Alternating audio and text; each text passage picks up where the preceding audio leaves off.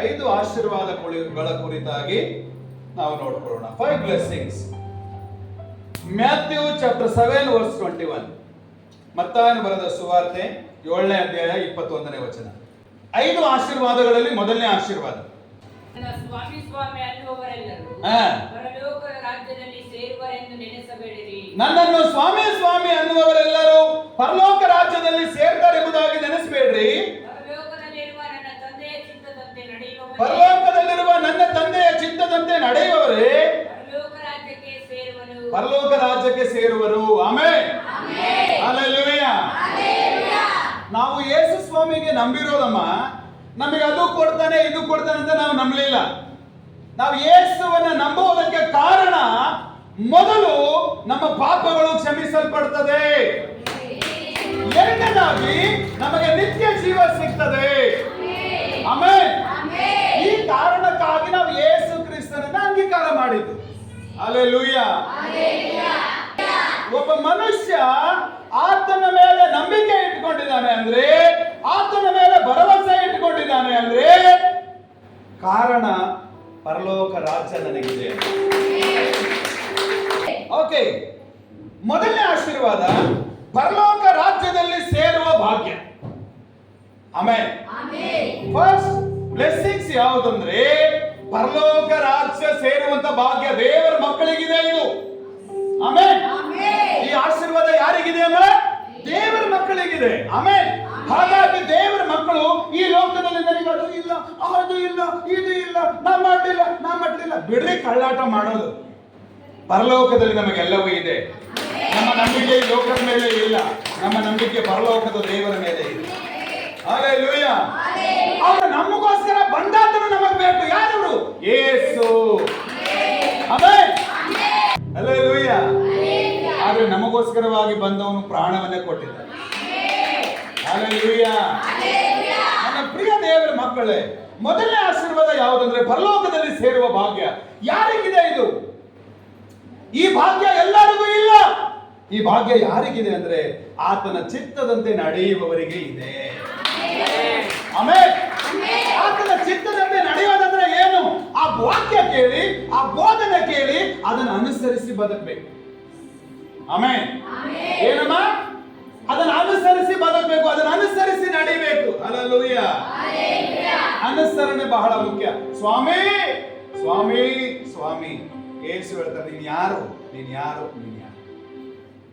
Hallelujah. ಯಾರು ಆತನನ್ನ ಅಂಗೀಕಾರ ಮಾಡ್ತಾರೋ ಅವರಿಗೆ ಪರಲೋಕ ರಾಜ್ಯ ಇದೆ. ಯಾರು ಆತನನ್ನ ನಂಬುತ್ತಾರೋ ಅವರಿಗೆ ಪರಲೋಕ ರಾಜ್ಯ ಇದೆ. ಆಮೆನ್.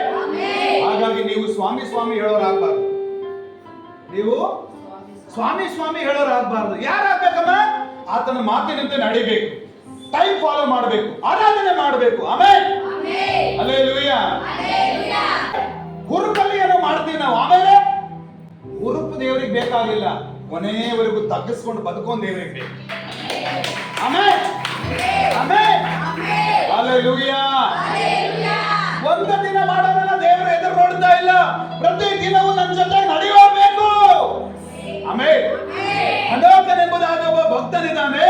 365 ವರ್ಷಗಳ ಕಾಲ ದೇವರ ಜೊತೆಯಲ್ಲಿ ಅನ್ಯೋನ್ಯವಾಗಿ ನಡೆದ. ಎಷ್ಟು ವರ್ಷ? 365 ವರ್ಷ. ಈ 300 ವರ್ಷ ಅಲ್ಲ, 30 ವರ್ಷ ಬದುಕಿದ್ರು 1 ವರ್ಷ ಸರಿಯಾಗಿ ಚರ್ಚೆಗೆ ಬರಲ್ಲ.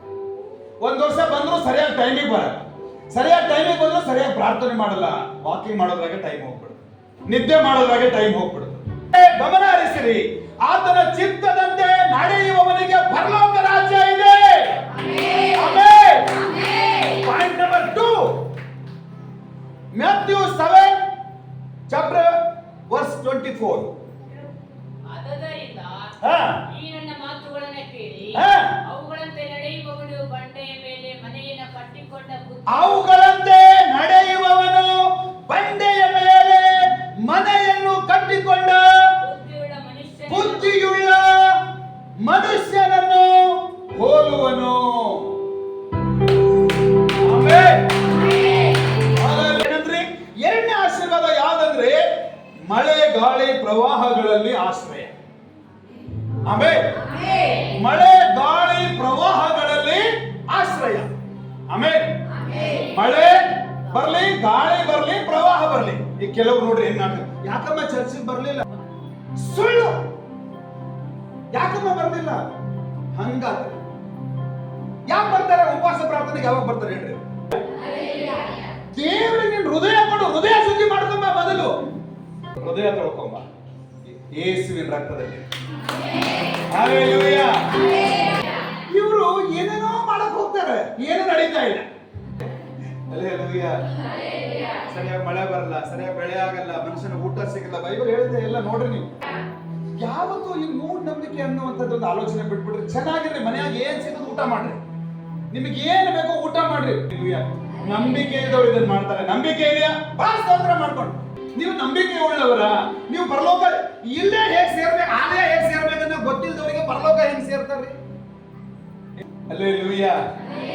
ಮಳೆ, ಗಾಳಿ, ಪ್ರವಾಹಗಳು ಎದುರಾದಾಗ ಏನ್ ಮಾಡ್ತೀರಿ? ನಿಮ್ಮ ನಂಬಿಕೆ ಮಣ್ಣಿನ ಮೇಲೆ, ನಮ್ಮ ನಂಬಿಕೆ ದೇವರ ಮೇಲೆ ಅಲ್ಲ. ಯಾಕಂದ್ರೆ ಹನೋಕನು ಸಾಯಲಿಲ್ಲ. ಹನೋಕನು ದೇವರೊಟ್ಟಿಗೆ ಅನ್ಯೋನ್ಯವಾಗಿ ನಡೆದ. ದೇವರು ಹಾಗೆ ಎತ್ಕೊಂಡು ಹೋಗ್ಬಿಟ್ಟ.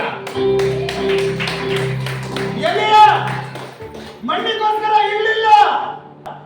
ದೇವರವನಿಗೆ ರಥ ಇಳಿಸಿ, ಪರಲೋಕದಿಂದ ರಥ ಕಳಿಸಿ, ಆ ರಥ ಬೆಂಕಿಯಲ್ಲಿ ಉರಿತಾ ಇದೆ, ಅದರೊಳಗೆ ಎಲಿಯನನ್ನ ಕುಂದರ್ಸಿ ದೇವರು ಕರ್ಕೊಂಡು ಹೋದ.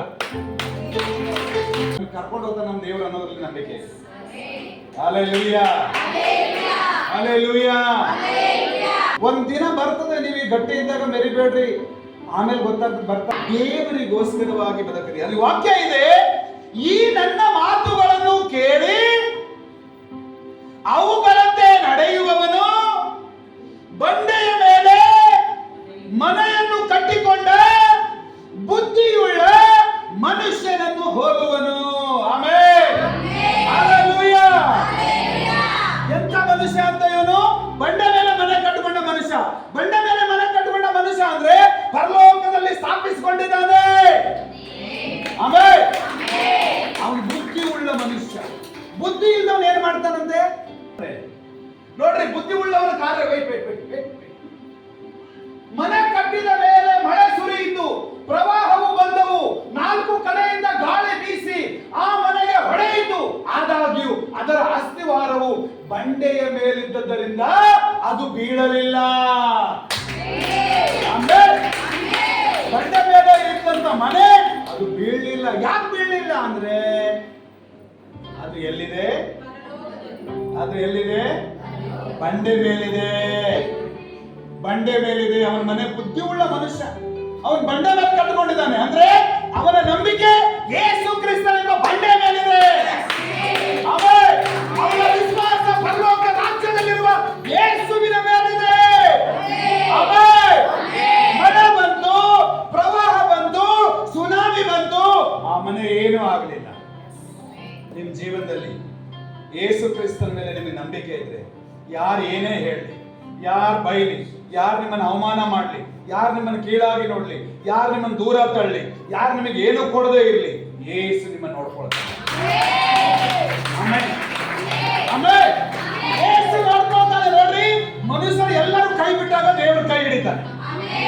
ಪಕ್ಕದವರಿಗೆ ಕೈ ಕೊಟ್ಟು ಹೇಳ್ತೀರಾ? ಮನುಷ್ಯರು ಎಲ್ಲರೂ ನಿಮ್ಮನ್ನ ಕೈ ಬಿಟ್ಟಾಗ, ಹೇಳ್ರಿ, ಮನುಷ್ಯರು ಎಲ್ಲರೂ ನಿಮ್ಮನ್ನ ಕೈ ಬಿಟ್ಟಾಗ, ಮನುಷ್ಯರು ಎಲ್ಲರೂ ನಿಮ್ಮನ್ನ ಕೈ ಬಿಟ್ಟಾಗ ದೇವರು ನಿನ್ನನ್ನ ಕೈ ಹಿಡಿದು ನಡೆಸ್ತಾನೆ. ಆಮೆನ್. ಈ ಮಾತು ಕೇಳಿ ಯಾರೆಲ್ಲ ಕೈ ಹಿಡಿದು ಹೇಳಿದಿರೋ ದೇವರವರನ್ನ ಆಶೀರ್ವಾದ. ಆದರೆ 26ನೇ ವಚನ, ಆದರೆ ಈ ನನ್ನ ಮಾತುಗಳನ್ನು ಕೇಳಿಯೂ ಅವುಗಳಂತೆ ನಡೆಯದ ಪ್ರತಿಯೊಬ್ಬನು ಮರಳಿನ ಮೇಲೆ ಮನೆಯನ್ನು ಕಟ್ಟಿಕೊಂಡ ಬುದ್ಧಿಹೀನನಿಗೆ ಸಮಾನನಾಗಿರುವನು. ಈ ಮಾತು ಕೇಳೋನು, ಈ ಮಾತಿನ ಪ್ರಕಾರ ನಡ್ಕೊಳ್ಳೋನು, ಈ ಮಾತನ್ನ ಕೇಳಿ ನಂಬಿಕೆ ಇಟ್ಟವನು, ಅವನ ನಂಬಿಕೆ ಬಂಡೆಯಂತೆ ಇದೆ. ಈ ಮಾತು ಕೇಳಲ್ಲ, ಈ ಮಾತಿನ ಪ್ರಕಾರ ನಡೆಯಲ್ಲ, ಈ ಮಾತನ್ನ ಅನುಸರಿಸಲ್ಲ ಅಂತವನು ಯಾರಾಗಿದ್ದಾನೆ? ಬುದ್ಧಿಹೀನ. ಅವನ ಸುಧಾಚನ ನಂಬಿಕೆ ದೊಡ್ಡದ, ನನ್ನ ನಂಬಿಕೆ ದೊಡ್ಡದ, ನೋಡೇ ಬಿಡೋಣ ಅಂತ ಅವನ ಮನೆ ಕಟ್ಟ. ಆದ್ರೆ ಅವನ ಮನೆ ಎಲ್ಲಿತ್ತು? ಮರಳಿನ ಮೇಲೆ, ಉಸುಗಿನ ಮೇಲಿತ್ತು. ಸೋಳು ಅಂದ್ರೆ ಏನು? ಕಟ್ಟಿ ಇಲ್ಲದ ನೆಲದ ಮೇಲಿತ್ತು. ಏನಾಯ್ತಂತೆ ಮುಂದೆ? ಬುದ್ಧಿಹೀನನ ಮನೆ ಏನಾಯ್ತು? ಮನೆ ಕಟ್ಟಿದ ಮೇಲೆ ಮಳೆಯ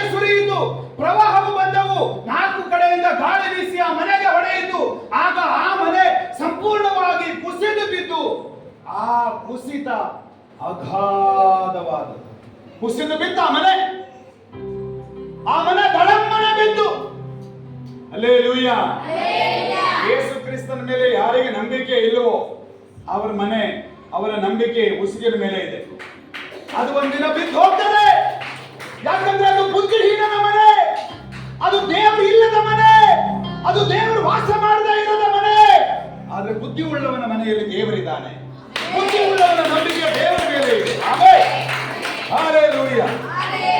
ಹಲ್ಲೆಲೂಯಾ. ಈ ಮಾತನ್ನ ಕೇಳಿ ಅದರ ಪ್ರಕಾರವಾಗಿ ನಡ್ಕೊಳ್ಳೋನು ಬುದ್ಧಿವಂತ. ಆಮೆನ್. ಆಮೆನ್. ಓಕೆ, ಅವನಿಗೆ ಆಶ್ಚರ್ಯ ಇದೆ ಅದರ ಒಳಗಡೆ. Next point number 3, 1 John chapter 2 verse 17. 1 ಯೋಹಾನನ ಪತ್ರಿಕೆ 2ನೇ ಅಧ್ಯಾಯ 17ನೇ ವಚನ. 1 John chapter 2 verse 17. ಲೋಕವು ಅದರ ಆಶೆಯು ಗತಿಸಿ ಹೋಗುತ್ತವೆ, ಆದರೆ ದೇವರ ಚಿತ್ತವನ್ನು ನೆರವೇರಿಸುವವನು ಎಂದೆಂದಿಗೂ ಇರುವನು. ಓ ಬೋಲೋ ಯೇಸು ಮಸೀಹಿ, ಬೋಲೋ ಯೇಸು ಮಸೀಹಿ. ನೀವು ಒಳ್ಳೆಯವರು. ಯೇಸು ನಮ್ಮನ್ನು ಪ್ರೀತಿಸಿದ್ರಿಂದ ನಾವು ಒಳ್ಳೆಯವರಾಗಿರಲಿಲ್ಲ. ನಮ್ಮಲ್ಲಿ ಎಲ್ಲಿ ಒಳ್ಳೆಯದು? ಎಲ್ಲಿ ತಮ್ಮ ನಮ್ಮಲ್ಲಿ ಒಳ್ಳೆಯದು? ಹಲ್ಲೆಲೂಯಾ. ವಾಕ್ಯ ಹೇಳುತ್ತದೆ. 3ನೇ ಪಾಯಿಂಟ್ ಏನಂದ್ರೆ ನೆಲೆಯಾದ ಆಶೀರ್ವಾದ, ಅಂದ್ರೆ ಪರ್ಮನೆಂಟ್ ಬ್ಲೆಸ್ಸಿಂಗ್ಸ್. ನೆಲೆಯಾದ ಆಶೀರ್ವಾದ. ದುಷ್ಟನಿಗೆ ನೆಲೆ ಇಲ್ಲ, ಶಿಷ್ಟನಿಗೆ ನೆಲೆ ಇದೆ. ಆಮೇಲೆ ಮೊದಲನೇ ಪಾಯಿಂಟ್ ಏನ್ರಿ? ಪರಲೋಕದಲ್ಲಿ ಇರಬೇಕಾದ್ರೆ ಆತನ ಚಿತ್ತದಂತೆ ನಡಿಬೇಕು. ಎರಡನೇದೇನ್ರಿ? ಮಳೆ, ಗಾಳಿ, ಪ್ರವಾಹ ಅಂದ್ರೆ ಈ ಲೋಕದಲ್ಲಿ ಸಂಭವಿಸಲಿಕ್ಕಿರುವ ಅಪಾಯಗಳಿಂದ ನಾವು ಆಶ್ರಯ ಪಡ್ಕೋಬೇಕಾದ್ರೆ ಬುದ್ಧಿ ಉಳ್ಳವರಾಗಿ ಬಂಡೆಯಾದ ಯೇಸುವಿನ ಮೇಲೆ ನಂಬಿಕೆ ಇಡಬೇಕು. ಹಲ್ಲೆಲೂಯಾ. ಒಂದು ವಾರ ಬಿಡೋದನ್ನ ದೇವರ ಬಳಿ ಬಂದು ಆರಾಧನೆ ಮಾಡ್ತಾ ಇದ್ದಾರಲ್ಲ, ಅದು ಗುಡ್. ಅದು ಅವ್ರಿಗೆ ಸಿಗ್ತದೆ, ಅದಕ್ಕಿಂತ ಹೆಚ್ಚಾಗಿ ಸಿಗ್ತದೆ, ಅದು ಬೇರೆ. 3ನೇದಾದ್ರೆ ನೆಲೆಯಾದ ಆಶೀರ್ವಾದ. ಲೋಕವು ಅದರ ಆಸೆಯು ಗತಿಸಿ ಹೋಗ್ತದೆ. ನಾನು ಹೇಳ್ತೇನೆ ನಿಮಗೆ, ಲೋಕದ ಆಸೆ ಮೊದಲು ಬಿಡ್ರಿ. ನೀವ್ ಎಷ್ಟೇ ಹೇಳ್ರಿ ಅಮ್ಮ, ಸುಮ್ಮನೆ ಏಸು ಏಸು ಅಂತಾರೆ, ಬಟ್ ಲೋಕದ ಆಸೆ ತುಂಬ ತುಳುಕ್ತಾ ಇದೆ. ಲೋಕದ ಆಸೆ ತುಂಬ ತುಳುಕ್ತಾ ಇದೆ. ದೇವರ ಮಕ್ಕಳಿಗೆ ಲೋಕದ ಆಸೆ ಇರಲ್ಲ.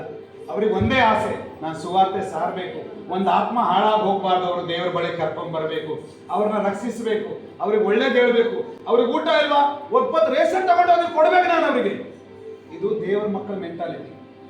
ಪ್ರವಾಹಗಳು ಬರ್ಬೋದು, ಕರೋನಾ ಬರ್ಬೋದು, ಅದಕ್ಕಿಂತ ದೊಡ್ಡದು ಬರ್ಬೋದು, ಆದ್ರೆ ದೇವರ ಮಕ್ಕಳಿಗೆ ಬಂದ್ರು ಪ್ರಾಣ ತೆಗೆಯೋರಿಗೆ ಅಧಿಕಾರ ಇಲ್ಲ. ಆಮೇಲೆ ಅಧಿಕಾರ ಇರೋದು ದೇವರಿಗೆ ಮಾತ್ರ. ಯಾರಿಗೈತಮ್ಮ ಅದು? ದೇವರಿಗೆ ಮಾತ್ರ ಇರೋದು. ಹಲ್ಲೆಲೂಯಾ. ನೀನ್ ಇರ್ಬೇಕ, ನಾಲ್ಕಲ್ಲ ಬದುಕಬೇಕು, ಒಳ್ಳೆದನ್ನ ಮಾಡ್ಬೇಕಂದ್ರೆ ದೇವರ ಚಿತ್ತದನ್ನು ನೆರವೇರಿಸು. ಆಮೇಲೆ ದೇವರ ಚಿತ್ತ ನೆರವೇರಿಸುವವರಿಗೆ ಆಶೀರ್ವಾದ. ಆಮೇಲೆ ಪಾಯಿಂಟ್ ನಂಬರ್ 4, ಯೋಹಾನನ ಸುವಾರ್ತೆ 9ನೇ ಅಧ್ಯಾಯ 31ನೇ ವಚನ. Gospel of John chapter 9 verse 31. First 4ನೇ ಆಶೀರ್ವಾದ ಏನಂದ್ರೆ ದೇವರು ಕೇಳುವನು. ಮುಂದೆ ಹೋದ್ರಿ, ವಚನ ಹೋದ್ರಿ. ಭಕ್ತಿಹೀನರ ಪ್ರಾರ್ಥನೆಯನ್ನು ದೇವರು ಕೇಳುವುದಿಲ್ಲ. ಯಾವನು ಭಕ್ತನಾಗಿದ್ದು ಆತನ ಚಿತ್ತದಂತೆ ನಡೆಯುತ್ತಾನೋ ಅವನ ಪ್ರಾರ್ಥನೆಯನ್ನು ಕೇಳುತ್ತಾನೆಂದು ಬಲ್ಲೆನು. ಆಮೆನ್. ಹಲ್ಲೆಲೂಯಾ. 4ನೇ ಆಶೀರ್ವಾದ ಏನಂದ್ರೆ ದೇವರು ಕೇಳ್ತಾನೆ. ಏನ್ ಕೇಳ್ತಾನೆ? ಭಕ್ತಿವಂತರ ಪ್ರಾರ್ಥನೆ ಕೇಳ್ತಾನೆ. ಆತನ ಚಿತ್ತದಂತೆ ನಡೆಯುವವರ ಪ್ರಾರ್ಥನೆ ಕೇಳ್ತಾನೆ. ಆತನ ವಾಕ್ಯದಂತೆ ಬದುಕುವವನ ಪ್ರಾರ್ಥನೆ ದೇವರು ಕೇಳ್ತಾನೆ. ಅದನ್ನು ನೆರವೇರಿಸುವವನ ಪ್ರಾರ್ಥನೆ ದೇವರು ಕೇಳ್ತಾನೆ. ಸುಮ್ಮನೆ ಪಾಸ್ ನೋಡ್ಲಿ ಅಂತ ಪ್ರೈಸ್ ಲಾರ್ಡ್ ಹಲ್ಲೆಲೂಯಾ ಈ ಪ್ರಾರ್ಥನೆ ದೇವರು ಕೇಳೋದಿಲ್ಲ. ಪಾಸ್ ಕೇಳ್ತಾರೆ, ದೇವರು ಕೇಳಲ್ಲ. ನೀನ್ ಕೇಳಿಸ್ಕೊಂತೀಯ, ದೇವರು ಕೇಳಲ್ಲ.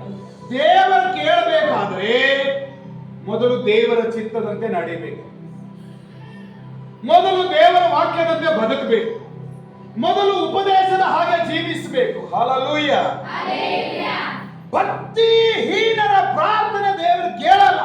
ಯಾರ ಪ್ರಾರ್ಥನೆ ಕೇಳ್ತಾನೆ? ಯಾವನು ಭಕ್ತನಾಗಿದ್ದು ಆತನ ಚಿತ್ತದಂತೆ ನಡೆಯುತ್ತಾನೋ ಅವನ ಪ್ರಾರ್ಥನೆ ದೇವರು ಕೇಳ್ತಾನೆ.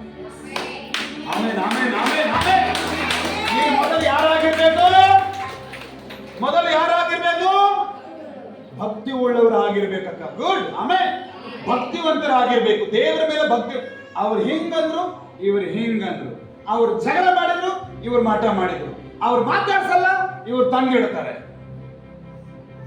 ಅಂದ್ರೆ ಬರೀ ಇವ್ರ ಮನಸ್ಸು ಅವ್ರ ಸುತ್ತಲೇ ಇದೆ. ಇವ್ರ ಮನಸ್ಸು ಎಲ್ಲಿದೆ?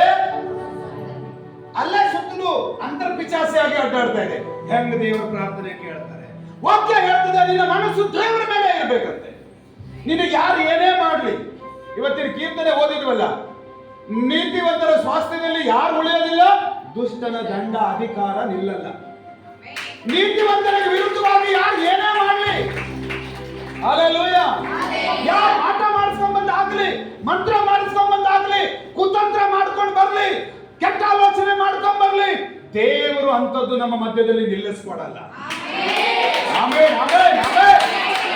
ಯಾರಾದ್ರೂ ನಿನ್ನ ಮನೆಯಲ್ಲಿ ತಗೊಂಡ್ಬಂದು ಹಾಕ್ಬೇಕಂದ್ರು ಅದು ನಿಲ್ಲಿಸ್ಕೊಡಲ್ಲ. Hallelujah, hallelujah, hallelujah. ವಾಕ್ಯ ಹೇಳುತ್ತದೆ, ನೀನು ಭಕ್ತನಾಗಿರ್ಬೇಕು. ಮೊದಲು ಭಕ್ತನಿಗೆ, ದೇವರ ಮೇಲೆ ಭಕ್ತಿ ಉಳ್ಳವನಿಗೆ ಕೆಟ್ಟ ಆಲೋಚನೆ ಇರಲ್ಲ. ಭಕ್ತಿವಂತರಾಗಿರ್ಬೇಕು. ಭಕ್ತಿವಂತರು ಮನೆಯಾಗಿರಲ್ಲ. ಭಕ್ತಿವಂತರು ದೇವರಿಗೆ ಕೊಡೋ ವಿಷಯದಲ್ಲಿ ಒಂದು ಬರೋಲ್ಲ, ದೇವರು ಟೈಟ್ ಮಾಡಿ ಹೊಡಿತಾನೆ. ಎಲ್ಲಿ ತಗಸ್ಬೇಕು ಅನ್ನೋ ದೇವ್ರಿಗೆ ಗೊತ್ತು. ನಿನಗೆ ನನಗೆ ಗೊತ್ತಿಲ್ಲ. ಇದು super man.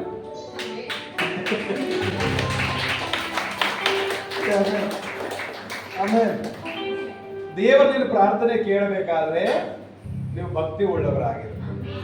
Okay, last point, ಯೋಹಾನನ ಸುವಾರ್ತೆ 4ನೇ ಅಧ್ಯಾಯ 34ನೇ ವಚನ. Gospel of John chapter 4 verse 34. 4ನೇ ಅಧ್ಯಾಯ ಯೋಹಾನನ ಸುವಾರ್ತೆ 4ನೇ ಅಧ್ಯಾಯ 34ನೇ ವಚನ. ಯೇಸು ಅವರಿಗೆ, ಹಾ, ನನ್ನನ್ನು ಕಳುಹಿಸಿದಾತನ ಚಿತ್ತದಂತೆ ಮಾಡಿ ಹಾ, ಆತನ ಕೆಲಸವನ್ನು ಪೂರೈಸುವುದೇ ನನ್ನ ಆಹಾರವು. Amen, amen. ನನ್ನನ್ನು ಕಳಿಸಿದಾತನ ಚಿತ್ತ ಮಾಡಿ ಆತನ ಕೆಲಸವನ್ನು ಪೂರೈಸುವುದೇ ನನ್ನ ಆಹಾರ. 5ನೇ ಪಾಯಿಂಟ್, ಆತ್ಮಿಕ ಭೋಜನ. ಆತ್ಮಿಕ ಭೋಜನ. ಹಲ್ಲೆಲೂಯಾ. ಈಗ ಲಕ್ಷ್ಮಿಗೆ ನನ್ನಿಂದ ಏನೋ ಒಂದು ಕೆಲಸ ಆಗ್ಬೇಕು. ಲಕ್ಷ್ಮಿ ನನಗೆ ಈ ಕಡೆ ಸುಣ್ಣಾನು ಬಳಿತಾಳೆ, ಈ ಕಡೆ ಬಣ್ಣಾನು ಬಳಿತಾಳೆ. ಅಸಹ್ಯವಾಗಿ ಕಾಣೋ ನಾನು. ಹಲ್ಲೆಲೂಯಾ. ಆ ರೀತಿಯ ಕಾರ್ಯಗಳು ದೇವರು ಎದುರು ನೋಡ್ತಾ ಇಲ್ಲ. ನಿನ್ನ ಅನುಕೂಲತೆ ಇದ್ದಾಗಲೂ ಅನಾನುಕೂಲತೆ ಇದ್ದಾಗಲೂ ಇದೇ ಪ್ರೀತಿ ಇದ್ರೆ ಇರಬೇಕು, ಇಲ್ಲಾಂದ್ರೆ ಇರಬಾರ್ದು. ಹಲ್ಲೆಲೂಯಾ. ದಿನ ಮಾತಾಡ್ಬೇಕು, ಇಲ್ಲಾಂದ್ರೆ ಮಾತಾಡಬಾರ್ದು. ವಾರಕ್ಕೊಮ್ಮೆ ಬರ್ರಿ, ಪ್ರಾರ್ಥನೆ ಮಾಡ್ಕೊಡ್ರಿ, ಹೋಗ್ರಿ, ಬಹಳ ಸಂತೋಷ, ನಮಗೆ ಇನ್ನೂ ಖುಷಿ. ಹಲ್ಲೆಲೂಯಾ. ನಮಗೆ ಇನ್ನೂ ಸಂತೋಷ. ಯಾಕಂದ್ರೆ ನಿಮ್ ಜೊತೆ ನಾವು ಮಾತಾಡಿದ್ರೆ ಅವ್ರ ಜೊತೆ ಮಾತಾಡ್ತೇವೆ. ನೀವು ನಮ್ಮನ್ನು ಕೈ ಹಿಡಿಯಲ್ಲ, ನಮಗೆ ಚೆನ್ನಾಗಿ ಗೊತ್ತು. ಅವ್ರು ನಮ್ಮನ್ನು ಕೈ ಹಿಡಿತಾರೆ. ನಿಮ್ ಪಕ್ಕದವ್ರು ನಿಮ್ಮನ್ನು ಕೈ ಹಿಡಿಯಲ್ಲ. ನಿಮ್ ಬಂಧುಗಳು, ಫ್ರೆಂಡ್ಸ್ ನಿಮ್ಮ ಕೈ ಹಿಡಿಯಲ್ಲ, ಅವ್ರ ಕೈ ಹಿಡಿತಾರೆ. ಹಲ್ಲೆಲೂಯಾ. ಅವ್ರ ಕೆಲಸ ಆಗ್ಬೇಕಂದ್ರೆ ನಿಮಗೆ ಹೆಂಗೆ ಬೇಕಾದ್ರೂ ಬಳಸ್ಕೊಂತಾರೆ.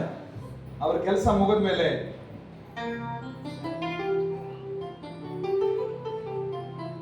ಹಲ್ಲೆಲೂಯಾ.